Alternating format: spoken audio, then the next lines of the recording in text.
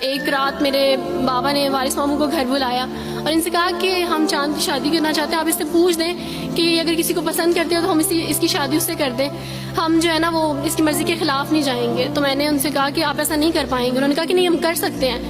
مجھے یہ تھا کہ مجھے پچھتاوا نہ رہے کہ میں نے شاید اس دن پاپا سے بات کرتی تو پاپا مان جاتے. تو میں نے ان سے کہا کہ پاپا میں ایک مسلمان مرد سے شادی کروں گی, آپ ایسا میرے لیے کر سکتے ہیں؟ اگر آپ کسی مسلمان سے میری شادی کریں گے تو ٹھیک ہے, میں شادی کرنے کے لیے تیار ہوں. میری گھر میں ایک سناٹا چھا گیا اور اس خاموشی کے بعد جو ہے یعنی سب فیملی والے رونے شروع ہو گئے. انہوں نے کہا کہ آپ اپنے مذہب میں واپس آ جاؤ. لیکن یہ ہے کہ میں دین اسلام قبول کر چکی تھی. آپ یقین جانیں جس طرح لوگ مختلف ہیں اسی طرح ان کے مسائل بھی مختلف ہیں. مجھے مینٹلی بے انتہا ٹارچر کیا گیا. مینٹلی مجھے یعنی اس چیز کا احساس دلوایا گیا کہ ماما پاپا روتے ہیں. میرے پاپا نے آپ یقین جانیں خود کو پھانسی لگانے کی کوشش کی میری آنکھوں کے سامنے. میری ماما نے خود پہ پیٹرول ڈال دیا اور خود کو جلانے کی کوشش کی میری آنکھوں کے سامنے. اور میں اپنے روم میں بیٹھی یہ کہتی تھی کہ اللہ اگر میں حق پہ ہوں نا تو میری فیملی کو کچھ نہیں ہونا چاہیے. پھر بہرحال مجھے میری فیملی سے نکال دیا گیا یہ اس ڈر سے کہ میری وجہ سے دوسرے بہن بھائی بھی اس راہ پہ نہ چلے جائیں. اور وارث ماموں کو بلا کے مجھے گھر بھیج دیا گیا, ان کے گھر بھیج دیا گیا. جب میں گھر سے آ رہی تھی تو وارث ماموں نے کہا کہ بیٹی اگر آپ کا کوئی سامان ہے تو آپ لے لیں. تو میں نے ان سے کہا کہ اس گھر سے صرف ایک ہی چیز میرے ساتھ جا رہی ہے اور وہ ہے میرا نام جو ماما پاپا نے مجھے دیا تھا. میں چاند رات پہ پیدا ہوئی تھی اس لیے انہوں نے میرا نام چندہ رکھا تھا.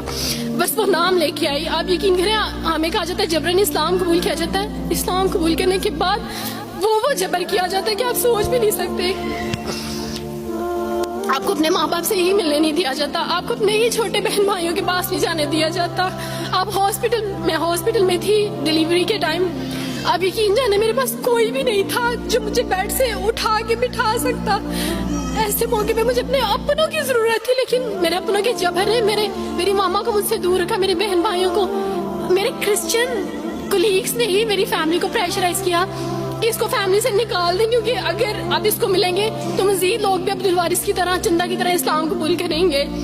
میں نا ہاسپٹل میں لوگوں سے کہتی تھی کہ مجھے بیڈ سے اٹھا کے بٹھا دیں, سیزیرین کے بعد میں اٹھ نہیں سکتی, میرا بیبی رو رہا ہے, کوئی مجھے بیبی پکڑا سکتا ہے. آئیڈیا ہی نہیں تھا ہاسپٹل میں کیا کیا لے کے جاتے ہیں. میرے پاس ایسا دوپٹہ نہیں تھا جو میں چینج کر سکتی. ایسے موقعوں پہ آپ یقین جانے آزمائش اور جبر اسلام قبول کرنے کے بعد ملتا ہے.